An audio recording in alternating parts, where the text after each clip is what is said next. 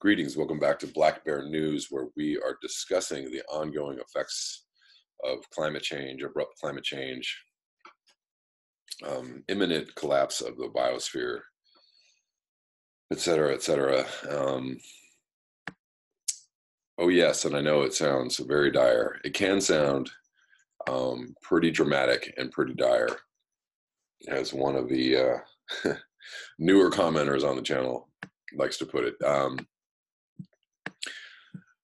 mean, it's an interesting thing. I wonder myself, sometimes I step outside of what it is I'm doing on this channel and what it is I'm thinking about climate change. And other people have brought up this point on this channel as well, and that is, if you step away from YouTube and the onslaught of information that you get about certain subjects, that life sometimes can be a little bit cheerier and rosier. Obviously, this channel is not for the faint of heart. This is not a rosy or a cheery subject, I know. But it's an important subject, and that's why we're here covering it. It's important to understand what is happening, what's going on, how bad the situation is, how bad the situation could be, as opposed to how others may like to paint it, how the mainstream news might like to paint it, how a lot of the climate reports, the major climate reports that come out, like to paint it, as in we might have 70 years or 50 years, or some even say a couple hundred years before we see any major effects.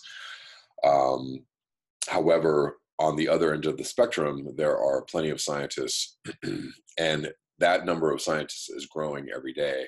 The number of scientists who say we are in big, big trouble, and we probably have less than 10 years of society as we know it, or life as we know it, depending on how quickly things escalate. Do I want that to be the truth? Do I want that to be the case? No, I do not. I certainly do not. I really, really don't want that to be the reality. I'm just pointing out different viewpoints about that. Most of the people on this channel understand that we are in big trouble. Most of the people on this channel understand that there is a very distinct possibility of 5 or less years of normalcy left for us. Others may have a little bit longer of a range as far as what their thoughts are about it, or what their predictions are about it. Good thing to do is probably be ready for all scenarios. And if you're sitting back thinking, well,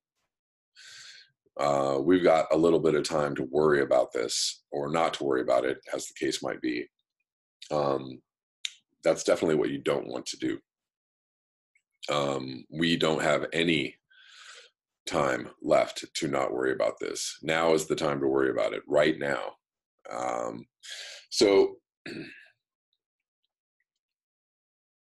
I covered this, the climate report, the recent climate report that came out, that was released on Black Friday. And I just wanted to read this article. This is kind of like a better version of the report, or a better synopsis of what the report says. It's quick, it's to the point. I like these, it's very succinct. And I like what this particular article has to say about it. So I'm going to read this article, which is the same basic news article that I read in my last video. And here we go. So this article is titled, U.S. should expect worsening weather disasters. New government climate report warns. The National Climate Assessment says warming charged extremes have already become more frequent, intense, widespread, or of long duration. The report, quietly released on Friday, frequently contradicts President Donald Trump. A new federal report warns that disasters are worsening in the United States. Written long before the deadly fires in California this month, and hurricanes Florence and Michael raked the East Coast and Florida, the National Climate Assessment says warming charged extremes have already become more frequent, intense, widespread, or of long duration. A federal report says the last few years have smashed records for damaging weather in the U.S., costing nearly $400 billion since 2015. That's half a trillion. Warmer and drier conditions have contributed to an increase in large forest fires in western United States and interior Alaska. We are seeing things, the things we said would be happening happen now in real life, said report co-author Catherine Hayhoe of Texas Tech University. As a climate scientist, it is almost surreal. And report co-author Donald Webbles, a University of Illinois climate scientist, said, we are going to continue to see severe weather events get stronger and more intense. The air pollution from wildfires combined with heat waves is a major future health risk for the West, the report says. During the fires in Northern California, air quality hit hazardous levels, according to the government air monitoring agencies. There's real concern about how the West will be able to manage this increasing occurrence, said report co-author Christy Ebby, a University of Washington public health professor. She said, global warming is already harming people's health, but it will only get worse. The report is mandated by law every few years and is based on hundreds of previous research studies. It details how global warming from the burning of coal, oil, and gas is hurting each region of the United States and how it impacts different sectors of the economy, including energy and agriculture. Climate change is transforming where and how we live and presents growing challenges to human health and quality of life, the economy, and natural systems that support us, the report says. That includes worsening air pollution causing heart and lung problems, more diseases from insects, the potential for a jump in deaths during heat waves, and nastier allergies.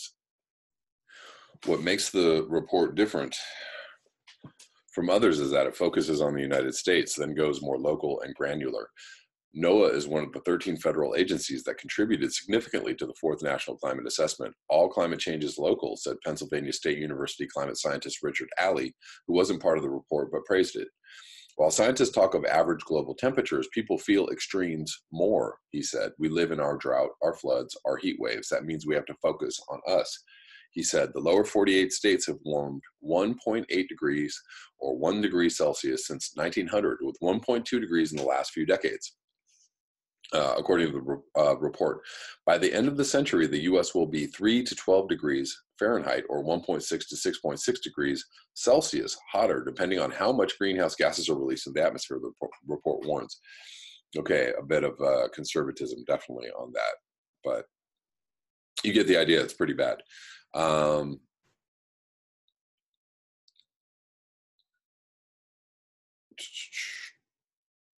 So Trump tweeted this week about the cold weather hitting the East, including brutal and extended cold blasts could shatter all records, whatever happened to global warming. Friday's report seemed to anticipate such comments, saying over shorter timescales, this is key, over shorter timescales and smaller geographic regions, the influence of natural variability can be larger than the influence of human activity over climate timescales of multiple decades. However, global temperature continues to steadily increase. Trump administration officials and elected Republicans frequently say they can't tell how much climate change is caused by humans and how much is natural. Okay, so moving on, I spent a lot of time on this same report again. But anyways, I just preferred the points raised in that article. Anyways, moving on to The Guardian.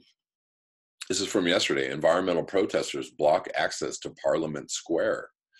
Demonstration organized by Extinction Rebellion aims to highlight government failure on the environment. Dozens of campaigners blocked the roads around Parliament Square to highlight concerns about the environment on Saturday.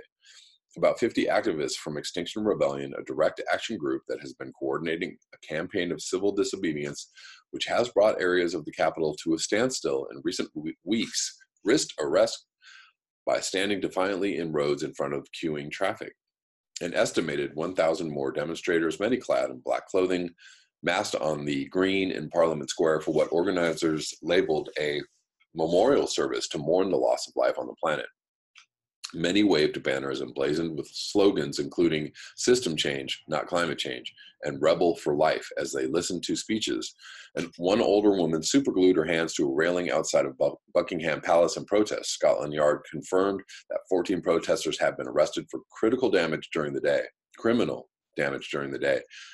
Campaigners said the protest, named Rebellion Day 2, aimed to highlight the government's failure to recognize and act on the ecological and climate emergency follows similar events last weekend when 82 people were arrested following staged sit-ins on 5 bridges crossing the Thames.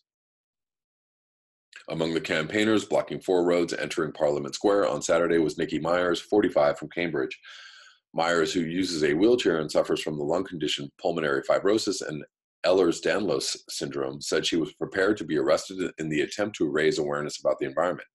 Sitting in front of traffic and clutching a banner with the slogan "Rebel for Life because we can't breathe," she said, "I'm mostly here for my granddaughter, Isabel. I'm terrified about the prospect of society breakdown in her lifetime. I want the government to tell the truth and do something." Is this Roger Hallam? I think this is Roger Hallam is part of this. There's a video here, and Roger Hallam's in it. Lying down the road nearby with his head resting on a backpack, 82-year-old protester Phil Kingston said he was too prepared to be arrested. He too was prepared to be arrested in the name of raising awareness for the environment. The pensioner, a retired university lecturer, said he's been arrested 3 times during Extinction Rebellion demonstrations in the past fortnight. "I have 4 grandchildren and nothing is more important to me than their security," he said, and that security is being eroded all the time by an economy that is pumping fossil fuels in the air when already we are heading for disaster. I'm not accepting it. I don't mind going to prison. I'm totally inspired by this Extinction Rebellion and the fact that they're, drawing attention to the fact that these things are important. They are immediate. They need to be recognized, and to hell with football games and baseball games and concerts and movies and all that stuff. Like, we need action right away. We need a massive reorganization of society on a grand scale, and we need that yesterday. We do not have time for any more mucking about, as the British might say. "I have 4 grandchildren and nothing is more important to me than their security," he said.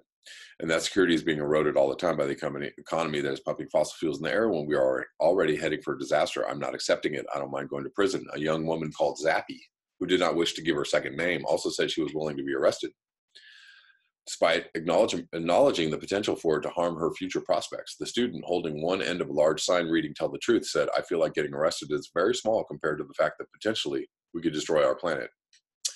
Ding, ding, ding.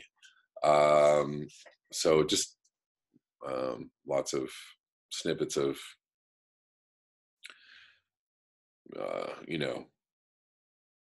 personal stories of people who are getting arrested. Activists were also spotted daubing graffiti on the road outside Downing Street. During the protest, campaigners carried a mock coffin in a funeral-style procession, took part in a mass sit-down protest for around 10 minutes outside the gates of Downing Street, chanting, "Climate justice, when do we want it? Now." And I dare say that, probably the people in England are, much more aware and much more astute about climate change than obviously people in the United States. We could have these kind of protests in the United States, but there would also be, a massive amount of, probably people who are just protesting losing their jobs, and people who want the economy to get better, and people who want jobs, and people who want cheaper gas, and, blah, blah, blah. And people who think that climate change is a joke and a hoax, and all the Trump supporters would be out en masse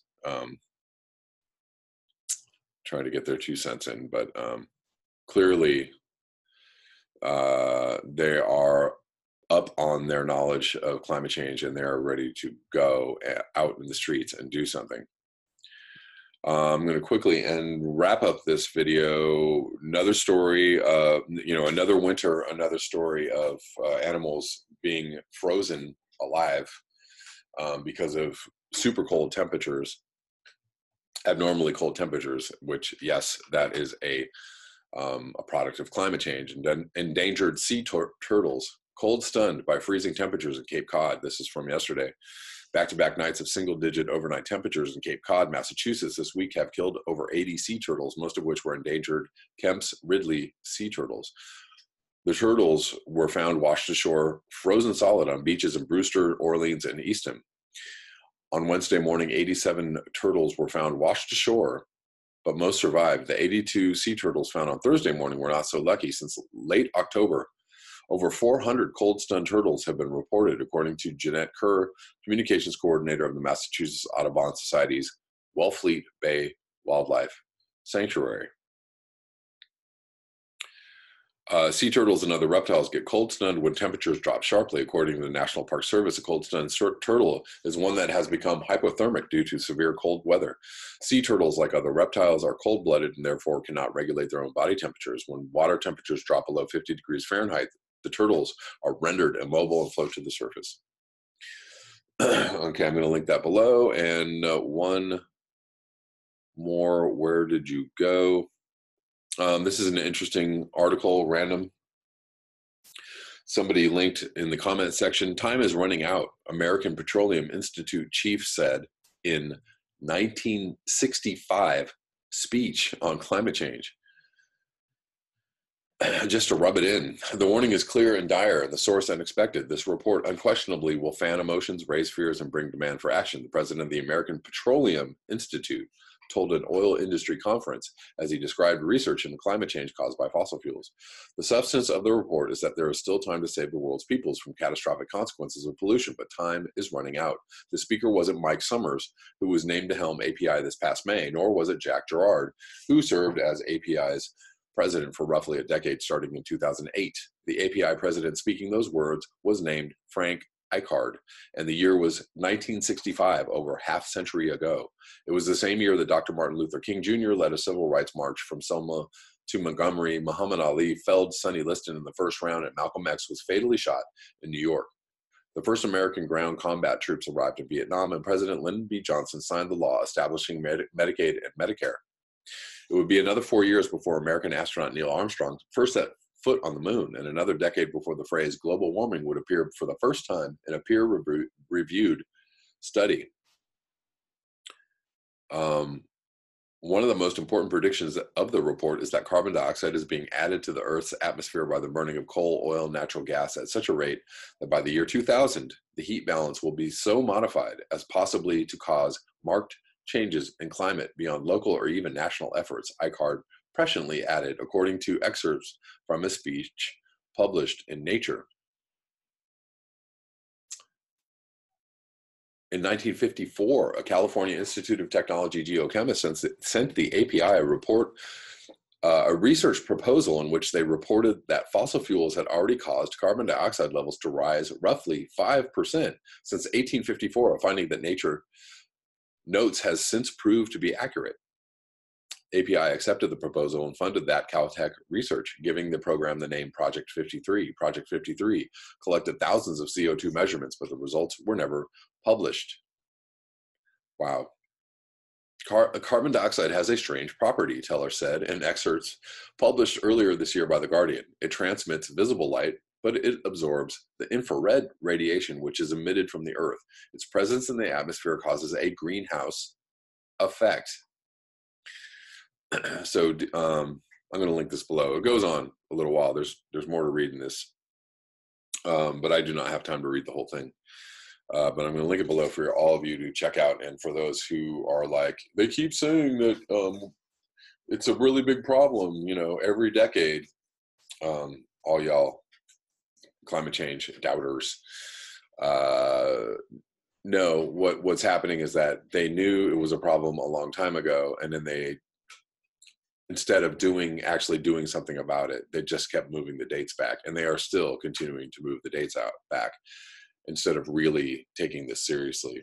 Now, of course, it now has come the time when it's actually affecting our climate and affecting global temperatures and affecting the weather and affecting people's livelihoods and affecting people's health and all the things that it brings, all the wonderful things that climate change brings. Yes, now that we're seeing the effects and now that we're feeling the effects, now we really have to take it seriously, although